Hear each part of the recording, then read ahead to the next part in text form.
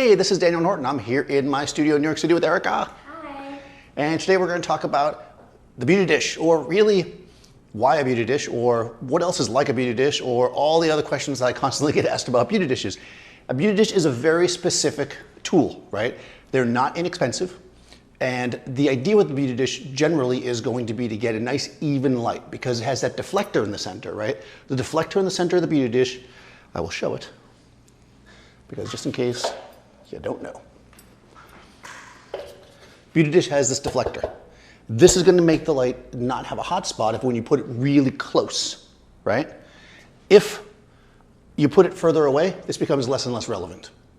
So when you're going super close, and because of the shallowness of it, a beauty dish is very, very specific and has a very interesting, like a certain look to it.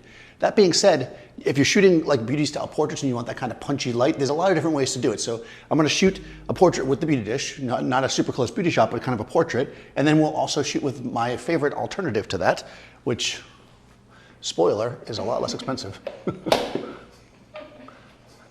I'm not saying I'm cheap, but I am. All right, so again, this is a silver beauty dish. It's positioned kind of it's not super close to her. It's like 4 feet away from me, maybe? It's about 4 feet away. It's angled down. It's gonna light her body and her face kind of in a nice way. It's gonna be punchy. We know that because it's silver. It's also relatively small.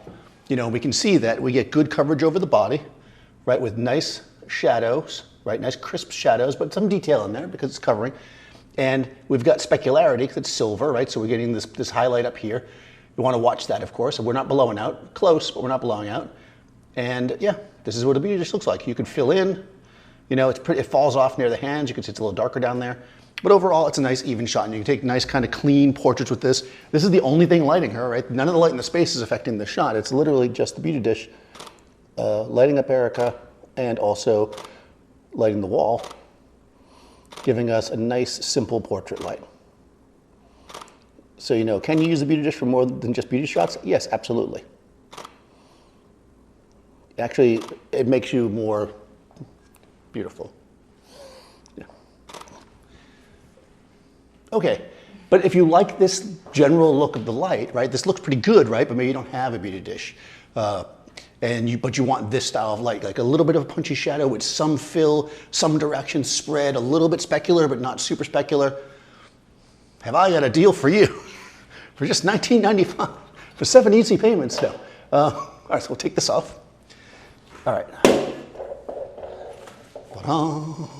Watch this. Okay, so this is an umbrella. This is actually the Tote umbrella from Lowell. It is a diffusive umbrella, right? It's diffusion, to shoot through umbrella, as they say. It's about 32, 33 inches in size. This one's in the $25 price point, but you can get umbrellas as cheap as 10 bucks, right? For this, you want to shoot through umbrella, not a bouncy umbrella. And you also want something relatively small. So don't get the 45-inch umbrellas, your 60-inch umbrellas.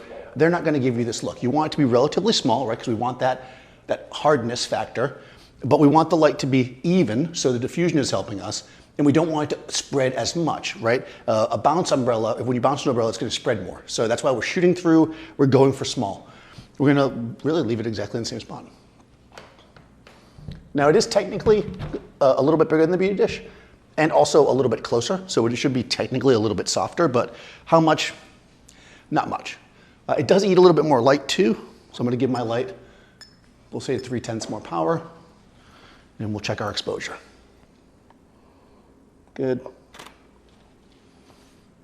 Yeah, there we go.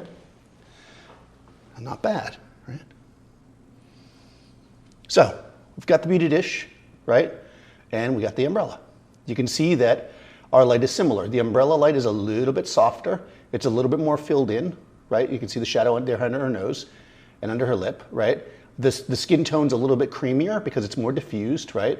We still do have some punch here though, right? But not as much as we have here. This is more specular. Now, of course, you can get a white beauty dish, which would be, you know, closer to the umbrella. Or diffuse your beauty dish, I suppose. But we can see that you might even notice that her skin tone is slightly different, right? Because every modifier I use is going to have a slightly different effect on the skin tone. But basically, this light is very similar. I mean, let's look at the shadow. shadow under the neck, right? A little bit softer, a little bit more diffused, but pretty much still there. In fact, you know, if you were to shoot both of these on 2 different days, you might not necessarily remember which one was which, right? Like I'm not gonna remember, I'm gonna have to mark it. Right. There we go. Yeah.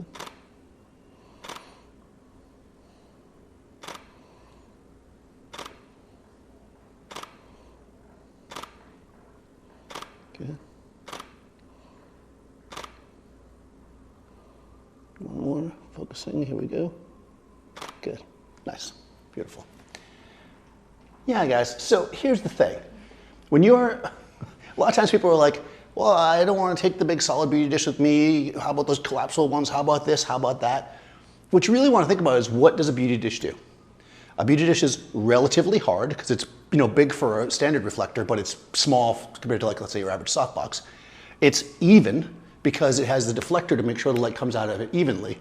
And it has a certain diffusive quality to it because it has this kind of bounce factor.